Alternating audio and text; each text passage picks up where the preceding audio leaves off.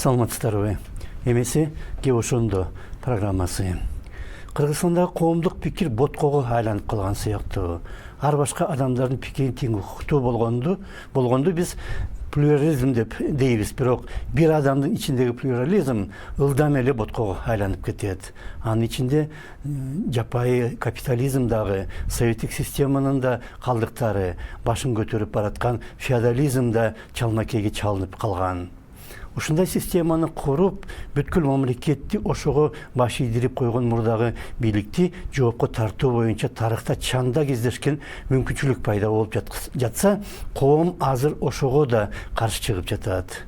Мурдагы бийлик учурунда мамлекеттин бүткүл экономикасы криминалдык топтун кызыкчылыгында иштеп калган жана андай система башка мамлекеттердин криминалдык чөйрөлөрүн дагы багып турган. Мындай системанын ишин жөнөкөй адамдар токтото алмак эмес. Ошондуктан ошол системанын ичинде жүргөн киши ага өз ыктыяры менен каршы чыгып жатканынын өзү эле тарыхта болуп көрбөгөн окуя.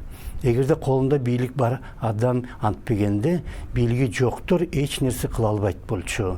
Ошондуктан бул системаны толук бузуш үчүн бардык аракеттер бириктирилип, ар башка тараптар бири-бирин колдош керек эле. Бирок анын ордуна эмне болуп жатат? Бул киши көп жылдар бою чогуу жүргөн досуна каршы чыкты.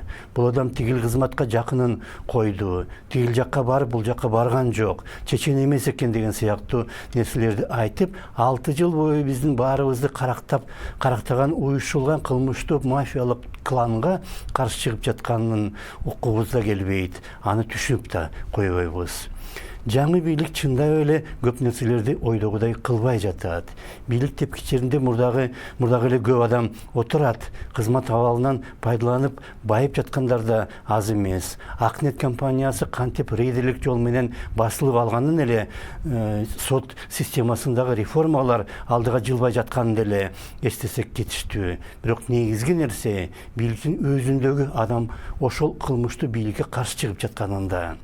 Ал адам бийлик ага даярдап койгон ролду гана аткарып, эч нерсени өзгөртпөй жыргап жашай берсе деле болмок. Жана Бишкек жебин же Датка кемин чобалгысын же тарых музейин кантип оңдосо, ошондой эле иштерди улантып мурдагылар баарыбыздын жана биздин балдарыбыздын мойнуна миллиарддаган карызды илип, өздөрү кылдат уюштурулган жолдор менен миллиондорду өлкөдөн алып чыгуусун уланта бермек. Ушундай көп баштуу ажыдар менен күрөшө ала турган күч бар беле. Айрым каршы чыккандарды система эч кандай далилсиз соттоп, башкалар корксун деп абакка тыгып салбады беле. Ошол бийликтин соттолуп жаткан азыркы өкүлдөрү болсо, эч качан саясий маселе көтөрүп, системага каршы чыккан эмес.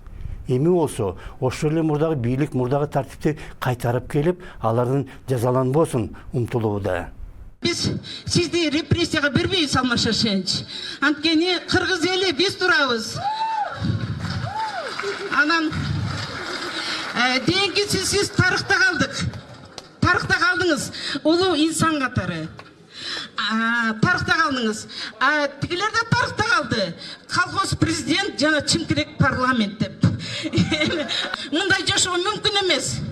Чимкиректерди просто алып туруп ыргытып салышыбыз керек, тазаланышыбыз керек жаштар. Жана көптөгөн билимдүү баштуу адамдар ошол билиминен пайдаланбастан, мурдагы кылмышкер бийликти колдоп, анан уюштуруп жаткан ар башка ыплас иштерине катышууда. Айрым журналисттер дагы өз адамдык жана адистик миссиясын унутуп, акча төлөгөн жакка ооп кетүүдө. Чындыгында болсо, мафия каршы күрөшүп жаткан тарап карапайым эл тарабынан эч кандай шартсыз колдоого алыныш керек эле. Ошондой жапырт коомдук колдоо болбогондуктан бул күрөш азырынча үзүр бербей жатат. Мафия болсо улам жаңы бир нерсе таап чыгып, эл арасында ар башка ыплас сезимдерди ойготуп, өз системасын кайра кайтарып келүүгө бардык мүмкүнчүлүктөрдү пайдаланууда. Жана ошондой эч абийирсиз жана бетсиз күчтөрдү айрымдар өз ыктыяры менен колдоп жатканы биздин коом алигиче жетиле элек экенин көрсөтөт.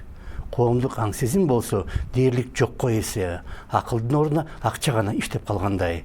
Кеп ошондо саламат калыңыздар.